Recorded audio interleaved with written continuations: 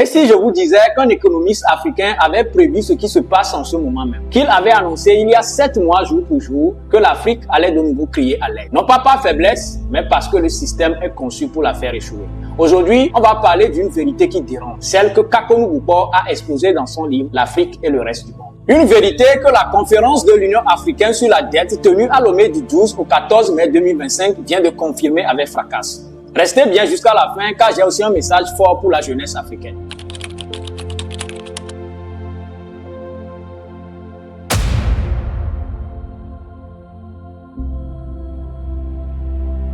Et comme nos dirigeants ne veulent pas dévaluer notre monnaie, parce que contrairement au reste de la population, eux, ils ont un patrimoine à préserver, eh bien, le choix qui est fait, c'est rationner le crédit à l'économie dans l'espace UEMOA et donc donner une prime au chômage massif, puisqu'on interdit quasiment aux banques de prêter de l'argent. On parlait d'agriculture tout à l'heure, vous n'aurez aucune banque qui va faire du crédit aux agriculteurs. Ça n'existe pas. Et les taux d'intérêt des banques dans notre zone, c'est autour de 12, 13, 14%.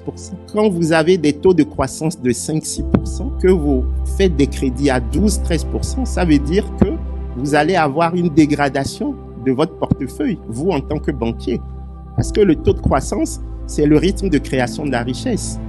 Et si ce rythme de création de la richesse est plus bas que le coût de création de la richesse, qui est le taux d'intérêt, ça veut dire que vous allez faire de la faillite au plan macroéconomique. Et donc, tous les 20 ans, vous allez revenir avec une nouvelle crise de la dette et supplier les pays occidentaux de vous effacer la dette. C'est parce que les instruments que dont vous avez le pilotage ne sont pas arrimés à la réalité que vous voulez traiter.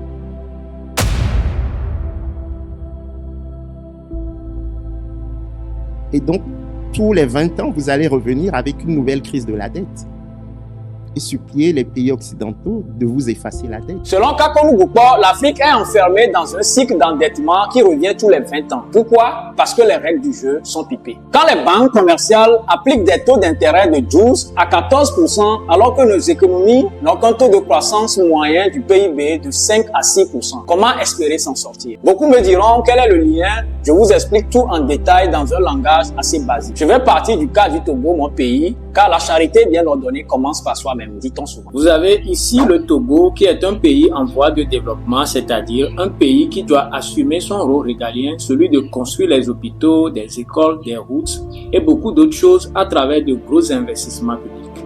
Le gouvernement togolais qui porte cet engagement a besoin de moyens financiers, donc un budget qui est à un taux de croissance standard de 6% chaque année.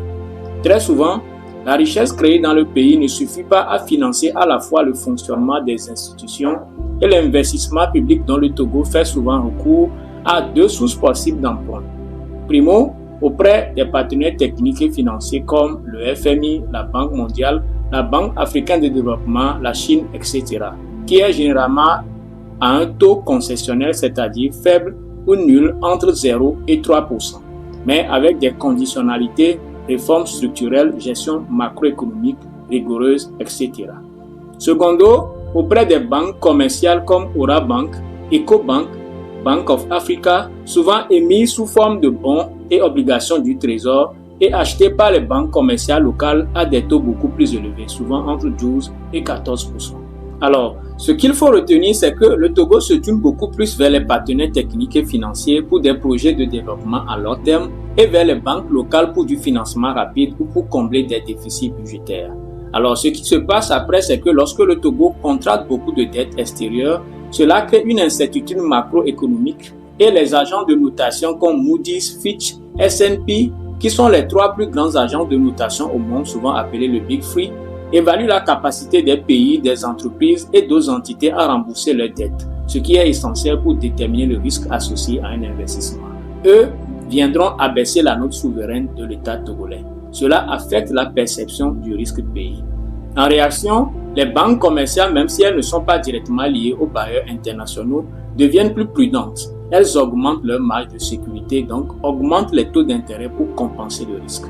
Puisqu'une partie de la dette extérieure ne se traduit pas en liquidité injectée dans l'économie locale, dû au déblocage échelonné et aux affectations résidues, l'État togolais a donc recours aussi à la dette intérieure. Résultat, une hausse de la demande de crédit sur le marché local, donc une hausse des taux d'intérêt. Le résultat final, c'est que même si la dette extérieure en soi est à faible coût, sa suraccumulation provoque des tensions macroéconomiques, donc moins de confiance dans le pays, plus de risques perçus par les banques disponibles et donc des taux d'intérêt bancaires plus élevés. Vous convenez avec moi que le jeune qui veut lancer un business ou même une petite ou moyenne entreprise locale doit affronter un crédit à 14% dans un pays où la croissance du PIB est de 6%. C'est tout simplement du suicide entrepreneurial. Là, vous venez de découvrir le cycle d'endettement possible d'un pays en général et le cas particulier du Togo. Nous allons pousser un peu plus loin nos analyses à travers ce graphique qui nous donne une comparaison croisée entre la croissance du PIB du Togo et l'évolution de la dette ou l'aide publique au développement. Pour vous faciliter la compréhension, le PIB c'est quoi pour les profanes ou GDP en anglais? C'est la mesure ou la valeur de tous les biens et services produits dans un pays sur une année. Nous parlons là des richesses créées dans le pays en termes de vente de produits agricoles, les services rendus, le tourisme, bref, l'apport de toutes les activités économiques qui ont eu lieu dans le pays. Et la dette, c'est la sollicitation adressée aux partenaires techniques et financiers ou aux banques pour le financement de l'économie, c'est-à-dire j'ai des ambitions, des projets, mais mes moyens actuels ne me permettent pas de les concrétiser. Donc je demande à des partenaires techniques et financiers de me prêter de l'argent à un taux d'intérêt faible, le supplément dont j'ai besoin afin de réaliser ce projet. Analysons maintenant ensemble cette illustration édifiante. Ce graphique retrace l'évolution de deux indicateurs majeurs de l'économie togolaise sur une période de 20 ans, c'est-à-dire de 2005 à 2025. En vert, nous avons la courbe de la croissance du PIB réel et en rouge, celle de la dette publique exprimée en pourcentage du PIB. Ce que l'on observe est frappant. Malgré une croissance économique relativement stable depuis plus de 10 ans, tournant autour de 5 à 6%, le poids de la dette publique, lui, ne cesse d'augmenter. Il est passé de 33% du PIB en 2010 à près de 70% en 2024. Cela signifie quoi concrètement? Que les fruits de la croissance économique ne suffisent pas à combler le niveau d'endettement. Et puisque le ratio d'endettement public a atteint son summum, soit 10%, le taux d'intérêt appliqué désormais par les bailleurs devient de plus en plus élevé et donc insoutenable pour les pays africains, dont la croissance annuelle moyenne du PIB n'est que de 6%. Résultat, une spirale d'endettement difficile à briser. Tenez bien, et il n'y a pas que le Togo seul dans cette situation infernale. La Côte d'Ivoire, en 2023, a emprunté sur les marchés internationaux à un taux près de 10%, alors que son PIB croît également autour de 6%. Résultat, une dette qui gonfle, mais pas la richesse. Le Ghana voisin est tombé en défaut de paiement. Le pays était trop endetté, il a dû retourner vers le FMI encore. C'est ce que Nouboupo appelle le piège de la dette structurelle. Ce n'est pas un accident, c'est un mécanisme. Puisque plusieurs pays africains se sont embarqués désormais dans cette spirale inflationniste de la dette, il nous faut trouver un mécanisme de recours. Et ce mécanisme, c'est ça.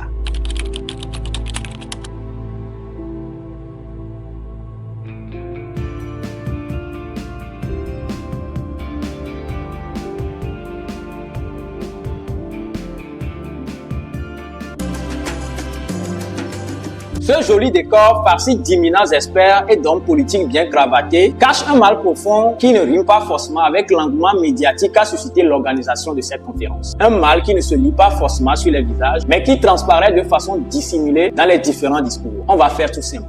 L'Afrique est à nouveau au bord du gouffre. Du 12 au 14 mai 2025, les dirigeants africains se sont réunis à Lomé, objectif réclamer un nouveau traitement de la dette. Pas seulement des taux plus bas, mais une réforme structurelle de la manière dont la dette est conçue. Le président de la Commission de l'Union africaine a déclaré: nous n'avons pas un problème de gouvernance seulement, nous avons un problème de système financier mondial qui n'est pas fait pour. En clair, nos États n'ont plus la marge pour financer des routes, des hôpitaux ou des écoles parce qu'ils doivent rembourser des dettes anciennes contractées à des taux injustes. Pourtant, depuis 20 ans, nous reconnaissons tous que les États ont fait des efforts considérables. Nous avons engagé des réformes de bonne gouvernance, renforcé nos systèmes de gestion publique, amélioré la transparence budgétaire. Mais malgré cela, en 2024, comme mes prédécesseurs l'ont rappelé, nous avons dû débourser des dizaines de milliards pour le service, des dizaines de milliards de dollars pour le service de la dette. D'abord, la dette en Afrique est une crise silencieuse mais structurelle. En effet, le surendettement africain n'est plus un risque, il est une réalité quotidienne. On l'a dit, plus de 20 pays africains sont aujourd'hui en situation de détresse ou à haut risque, alors même que nos besoins de financement sont immenses, urgents et légitimes, qu'il s'agisse de la santé, de l'éducation, de la sécurité ou encore du climat. Le Sénégal, deuxième économie dans l'espace UEMOA après la Côte d'Ivoire, malgré ses efforts en matière d'infrastructure, le service de la dette absorbe plus de 30% du budget national. Comment investir dans la jeunesse dans ces conditions? Ici, vous avez une synthèse comparative de la dette publique par région en 2023, basée sur les données du FMI, de la Banque mondiale et de l'OCDE. En bas bleu, la dette publique totale par région en milliards de dollars US et en ligne rouge, la dette publique en pourcentage du PIB. Alors, les États-Unis et l'Europe réunis, ces régions bénéficient de marchés financiers développés leur permettant de gérer des niveaux de dette élevés grâce à des taux d'intérêt bas et une forte demande pour leurs obligations souveraines. Alors, en Asie, la dette est plutôt soutenue par une croissance économique robuste, mais une dépendance aux marchés internationaux peut présenter des risques en cas de choc externe.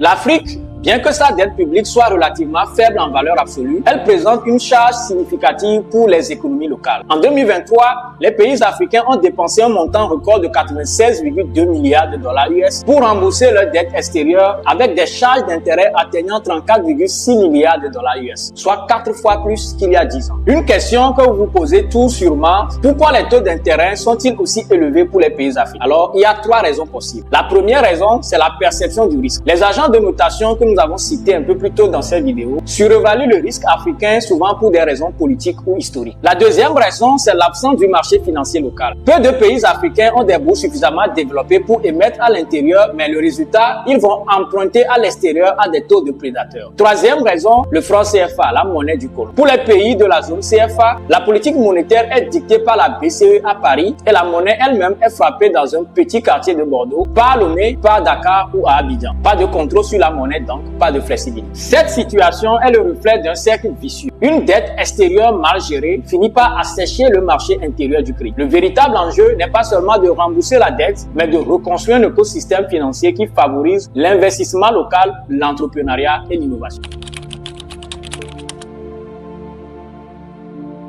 Ce qu'on ne vous a pas dit lors de cette conférence, ou les mesures qui suivront tant qu'une stabilité ou un consensus n'est pas trouvé entre les bailleurs et les pays africains surendettés, c'est ce que nous allons découvrir. La première recommandation, c'est de renforcer les recettes fiscales locales. L'Afrique perd chaque année 90 milliards de dollars à cause de la fuite des capitaux et des exonérations fiscales accordées aux grandes entreprises souvent multinationales. Ces pertes affaiblissent considérablement les finances publiques et limitent la capacité des États à investir dans les infrastructures, la santé, l'éducation et d'autres services publics essentiels. Il faudra lutter amèrement contre l'évasion et la fraude fiscale en mettant en place des mécanismes efficaces pour détecter et sanctionner les pratiques d'évasion fiscale, notamment via la coopération internationale et l'échange automatique d'informations financières. Il faudra également la révision des exonérations fiscales, évaluer, limiter les exonérations et avantages fiscaux qui bénéficient aux grandes entreprises sans réel impact sur l'investissement local ou la création d'emplois. Il faudra ensuite renforcer les administrations fiscales en les formant, en les équipant également pour améliorer la collecte et la gestion des recettes. Il faudra également utiliser les technologies digitales pour mieux suivre les flux financiers, sensibiliser et engager les citoyens, leur faire comprendre et aux entreprises que payer les impôts justes est essentiel pour le développement durable de leur pays. La deuxième recommandation, c'est la valorisation de l'épargne locale. L'Afrique a un potentiel d'épargne locale important, souvent sous-exploité. Actuellement, beaucoup d'États ou d'entreprises préfèrent emprunter à des taux élevés à l'international, ce qui creuse leur endettement et freine le développement. Il faudra également mobiliser les structures d'épargne traditionnelles, c'est-à-dire valoriser et formaliser les tontines, les caisses communautaires et autres formes d'épargne informelle qui jouent un rôle central dans les économies locales. Alors, il faudrait également renforcer les institutions financières locales, encourager le développement des banques africaines, compagnies, assurances, fonds d'investissement locaux qui peuvent canaliser l'épargne nationale vers des projets productifs. Il faudra également créer des produits financiers adaptés, concevoir des instruments d'épargne et d'investissement accessibles et adaptés aux réalités économiques des populations, notamment des jeunes et des femmes. Il faudra également favoriser la confiance, c'est-à-dire améliorer la gouvernance et la transparence dans le secteur financier pour attirer davantage de déposants locaux. La troisième recommandation, c'est de changer le logiciel mental. Alors, beaucoup d'idéologies ou politiques de développement en Afrique reposent encore sur l'idée que la solution vient principalement de l'aide extérieure ou des investissements étrangers. Cette vision crée une dépendance et freine l'initiative locale. Il faudra promouvoir l'autodéveloppement, c'est-à-dire insister sur l'importance d'investir dans les secteurs stratégiques qui garantissent la souveraineté économique. Les secteurs comme l'agriculture, l'énergie, l'éducation, la transformation industrielle. Il faudra également prioriser les secteurs à à forte valeur ajoutée locale, c'est-à-dire, par exemple, moderniser l'agriculture pour réduire la dépendance aux importations alimentaires, développer les énergies renouvelables locales, renforcer les systèmes éducatifs pour produire main-d'œuvre qualifiée, encourager la créativité et l'innovation locale, c'est-à-dire soutenir les entrepreneurs, les petites et moyennes entreprises, les start-up africaines qui créent des solutions adaptées aux défis du continent. Il faudra également repenser les politiques publiques, mettre en place des cadres incitatifs pour que les investissements locaux soient rentables et compétitifs au lieu d'attendre toujours des financements ou des projets venus de l'extérieur. Alors, la quatrième recommandation, tenez-vous bien, elle est très amère, c'est-à-dire il faut pratiquer l'austérité budgétaire. Il y a déjà des pays qui ont emboîté le pas. Il faut réduire les